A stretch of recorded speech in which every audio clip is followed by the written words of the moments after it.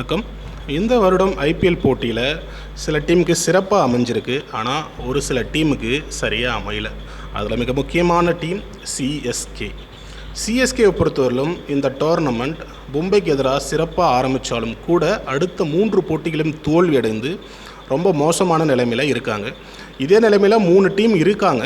ஆனாலும் சென்னை கிட்டேருந்து இப்படி ஒரு பர்ஃபார்மன்ஸை ரசிகர்கள் எதிர்பார்க்கவே இல்லை. அவ்வளோ மோசமாக ஆடுறாங்க. மும்பையும் 4 மேட்ச் விளையாடி 1 மேட்ச் தான் ஜெயிச்சிருக்காங்க. சன்ரைசர்ஸ் ஹைதராபாத்தும் 4 மேட்ச் ஆடி 1 மேட்சாக ஜெயிச்சிருக்காங்க. ஆனால் அவங்களுக்காவது எழுந்து வர முடிய சுச்சுவேஷன் இருக்குது. ஆனால் சென்னை கிட்ட அவங்க விளையாடுறத பார்த்தா இதுக்கு மேலே இவங்க என்ன ஆட போகிறாங்க அப்படின்ற அளவுக்கு மக்களுக்கு ரசிகர்களுக்கு ஒரு எதிர்பார்ப்பு இருக்குது. இந்த தோல்விக்கு என்ன காரணம் அப்படின்னு பார்த்தீங்கன்னா, சிஎஸ்கே எப்போவுமே ஐபிஎல்லோட கேம் பிளானே என்ன தெரியுங்களா, இந்த சென்னையில் நடக்கிற 7 மேட்ச்சு, அவையில் நடக்கிற 7 மேட்ச் தனித்தனியாக இருக்கும்.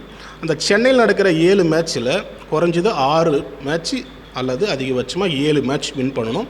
அவையில் ஒரு 4-2-3 வெற்றி கிடைச்சாவே போதும், ப்ளே ஆஃபுக்கு போயிடலாம். ப்ளே ஆஃபை பொறுத்தவரையிலும் அது நாக் அவுட் கேம். அது எப்படி நடந்தாலும் அன்னைக்கு சுச்சுவேஷனை பொறுத்து அது நடக்கும். ஸோ இவங்களையும் பொறுத்தவரையிலும் ஃபஸ்ட்டு ப்ளே ஆஃப்க்கு செலக்ட் ஆகணும். அப்போது நாம் சென்னையில் ஹோம் கிரவுண்டில் சிறப்பாக செயல் பண்ணணுன்றது தான் அவங்களோட நோக்கம். அந்த அடிப்படையில் பார்த்தா அந்த சென்னையோட பிச் கண்டிஷன் தகுந்த மாதிரி தான் பிளேயர்ஸ்லாம் எடுப்பாங்க. அதன் அடிப்படையில் தான் இந்த வருஷம் மிக முக்கியமாக அஸ்வின், ரவீந்தர் ஜடேஜா, நூர் அகமது, ஸ்ரேயஸ் கோபால், இவங்க மாதிரி நிறைய ஸ்பின்னர், ஒரு 6 ஸ்பின்னர் எடுத்து வச்சுருக்காங்க. அதில் 3 ஸ்பின்னர் மேட்ச்சில் ஆடிட்டுருக்காங்க. ஆனால் என்ன பிரச்சனை அப்படின்னா, இந்த 3 ஸ்பின்னர் கட்டந்தும் சரியான பெர்ஃபார்மன்ஸ் வரல.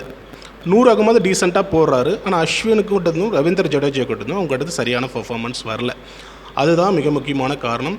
ரெண்டாவது, சிஎஸ்கேவில் இந்த வருஷம் பவர் ஹிட்டர்ஸ் T20 பொறுத்தவரையிலும் அதிக சிக்ஸர் அடிக்கிற பிளேயர்ஸ் இல்லை. ஒரே ஒருத்தர் இருந்தார், சிவம் தூபே. அவர் கட்டந்து 6 இந்த வருடம் வரல. டாப் ஆர்டர்லையும் பார்த்தாலையும் எல்லா டீமுமே பார்த்தா பவர் பிளேயில் 60க்கு மேலே ரன் அடிக்கிறாங்க. ஆனால் சிஎஸ்கேவில் 40 தாண்ட முடியல. ஸோ அதுவும் மிகப்பெரிய ஒரு பிரச்சனையாக அமைஞ்சிட்ருக்கு. கீழே பவுலிங்கில் ஸ்பீடை பொறுத்தவரையிலும் 10 ரன்னா கட்டந்து டீசெண்டான பர்ஃபார்மன்ஸ் வந்துட்டுருக்கு. ஆனாலும் அது டீமோட வெற்றிக்கு உதவலை. அதுதான் மிக முக்கியமான காரணம்.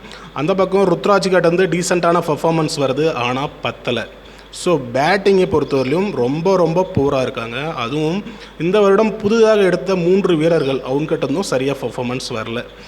ராகுல் திரிபாதி, தீபக் ஹூடா, விஜய் சங்கர், இவங்க 3 பேரும் மிடில் ஆர்டரில் சிஎஸ்கே நினச்ச மேட்ச் வரல. அவங்க கிட்டேருந்து சிஎஸ்கே நினச்ச அளவுக்கு அவங்க கிட்டேருந்து பர்ஃபார்மன்ஸ் வரல.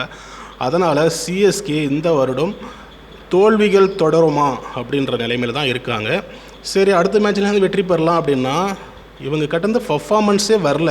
ரெண்டாவது, இவங்களை மாற்றிட்டு வேறு ஏதாவது பிளேயர் எடுக்கலான்னு பார்த்தா அங்கே ஸ்குவாடில் ஆளையும் இல்லை.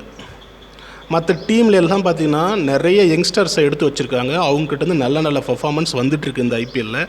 ஆனால் சிஎஸ்கே பழைய டெம்ப்ளேட்லேயே போனதுனால என்னவோ தெரியல, இந்த வருடம் ரொம்ப கஷ்டப்படுறாங்க.